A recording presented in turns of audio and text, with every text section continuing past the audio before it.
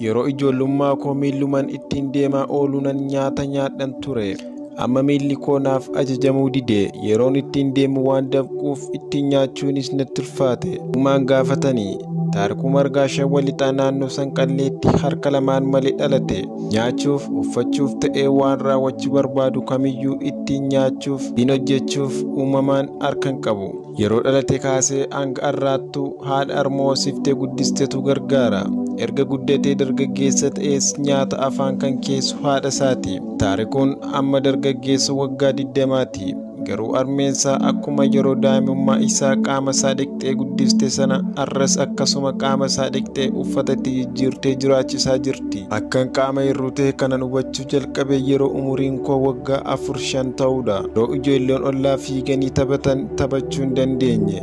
Yeroo sanaa jalqabee sammuun koo dhiphachuu jalqabe. Ol ka'ee deemuu hin danda'uun ture. Ati Taarikuu Aadde Balaayinesh Nugusee daa'ima koo kana yeroo dhalatee kaasee maatiin koo hunda dhoksaan ture. Abbaan koo hollaan koo hundan dhoksan ture. Halkanii fi guyyaan bu'aa tures jedhan. Yeroo daa'imummaa isaa irra eegaluun har'a erga dargaggeessa waggaa 20 ta'es mana fincaanii geessuus uffatatti jijjiiruus nyaata kan afaan ka'an harmeessa Aadde Balaayineshidha. Ana malee eenyuun qaba? Firri waan biraa si gargaaruu danda'a. Eenyutu guyyaa hundaa uffatatti jijjiira? Eenyutu qaama isaa dhiqa? Yoo haadha ta'e malee kan eenyutu danda'a jedhan. Kun akkamiin akka deemsa jalqabe yoo yaadatu mummaa kootti waanuma naannoo koo jirutti hirkadhee ol ka'ee dhaabbachuun jalqabe. Deemsa ergan jalqabee booda keessa ammoo umuriin koo waggaa 6 ta'u maatiin koo mana barumsaa na galchan. Baradhee hakiimii ta'uun barbaada kan jedhu Taarikuun har'a maalirra jira? Aadde Balaayinesh Taarikuu waliin ijoollee dhiiraa 3 fi ijoollee dubaraa 3 qabu. Taarikuun ammoo mucaa isaanii sadaffaadha. Taarikuun yeroo dhalatu garuu harka lamaan tasumaayyuu hin qabu. Kunis naasuu guddaa isaanitti himu. Dhimma koo da'ee qaama hir'uu ta'uusaa yeroon argu abbaan kiyyallee hanga dhoksuttan ga'e. Firoota koo ollaa fi maatii hundan dhoksan ture. Anaa gadi hin baasun ture jedhan Aadde Balaayinesh Nugusee. Maatii koo hunda yeroon dhoksee daa'ima koo kana waliin rakkadhu haadha koo qofaatu ana waliin manaa bahee rakkata ture jedhan. Gaafa guddata adeemuu ol jedhee taa'uu jalqabe.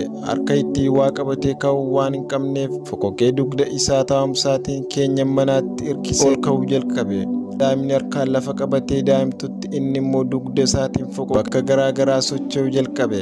Jedhu ol ka'ee deemee gadi ba'uu jalqabe jechuun haala ture yaadatu haati Taarikuu. Ol jedheen dhaabadha jedhee yeroon ka'uuf tattaafadhu osoon kufuu mataansaa addisaa guyyaa guyyaan buruqee osoo dhiiguu osoo mana yaalaa fiiguun kunoo guddate.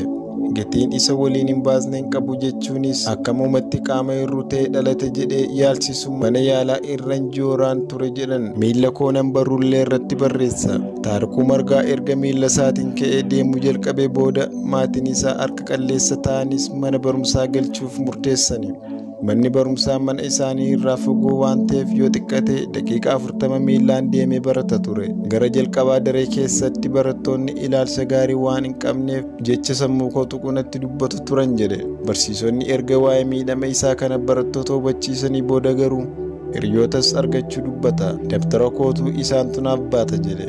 Aadde Balaayinesh erga mana barumsaa galee achitti ijoolleen jecha hin taane itti dubbataniin booda deebi'ee mana barumsaa hin dhaqu hin baradhu jedhee akka didee ture kaasu. Ijoolleen harkan qabdu jettee natti qoosti. Ani ol jedhee ijoollee ilaaluun dadhabe hin baradhu naan jedhe. Haati isaa ammoo mana barumsaa deemuun erga daayirekteera mana barumsichaa bira dhaqanii dubbisuu fi ijoollee manaa kan qabdan maal jettu jedheen isaan itti bu'e jedhan.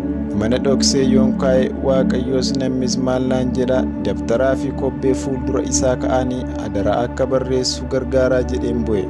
Barumsichaas barsiisotaa fi barattoota walitti qabuun mucaan kun obboleessa keessaniidha, yoo kufe qabaa kaasaa, yoo dadhabe gargaaraa jedhanii gorsanii. Dhaabbanni miti mootummaa tokko taa'umsa irra taa'uu fi irratti barreessu hojjetanii fi jennaan isuma qabatee daree irraa dareetti darbaa ture jedhan Aadde Balaayinesh. Kutaa 1-8 sadarkaa 1-3 gidduu ba'aa turuu kan hime Taarikuun gadi jedhee sababii miila kootiin barreessuuf lapheen koo na dhukkuba ture jedhe.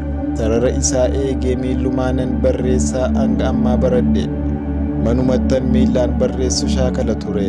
Mana barumsaa galee sarara isaa eegee miillumaanan barreessaa hanga ammaatti sarara isaa eegee miillumaan barreessaa hanga ammaatti baradhe jedhe Taariku. Sanqallee fi mana barumsaa gidduu daqiiqaa 40 ol miillaan deemeen barachaa ture. Dabaluunis nan dadhaba. Kophee banaa wayiin kaawwadha. Innis natti hin tolu. Barumsa sadarkaa lammaffaa yeroon ga'u dadhabbii irraa kan ka'e galma nagee taa'ee dubbisuu waan hin dadhabuuf dhiisee rafuun jalqabe. Fageenya daandii miillaan adeemu hangam barnoota isaa qayyabachuu irratti dhiibbaa akka uume ibsa. Kana malees manni barumsaan Taarikuun keessatti baratu kan qaama miidhamtootaa miti. Addatti meeshaan barnoota isaas ilaalcha qabxii isaaf taasifamu akka hin jirre hima Taarikuun. Kutaa 12ffaa ga'ee yeroo qormaata biyyoolessaa fudhatus akkuma barattoota qaama guutuu qabanitti malee qabxiin qaama miidhamtootaaf mootummaan kaa'e akka hin ilaalamne hime. Maatii koo irraan kan hafe nama na gargaaru homaa hin qabu. Qormaanni biyyaalessaa yeroo ga'u achuma Ambootti akkan qoramu gaafadheen ture. Garuu naaf hin eeyyamne. Walqixxeetti na erganii rakkadheen achitti qoramee deebi'ee jira. Qormaanni biyyaalessaa kutaa 12ffaa yuunivarsiitiilee adda addaa keessatti kennamaa ture. Yuunivarsiitiin Amboo osoo jiru Taarikuun walqixxeetti ergamuun isaaf dadhabbii guddaa akka ture hima. Yeroo foormii qormaataa onlaayiniidhaan guunnee qaama miidhamaa ta'uu koo guuteen ture. Xalayyaas galcheera. Yeroo sanattis namni na gargaaru ana cina waan hin jirreef dhiphachaan ture jechuun haala rakkisaa keessa darbe yaadata. Kanaan wal qabatee qormaatichaan osoo hin milkaa'in hafe.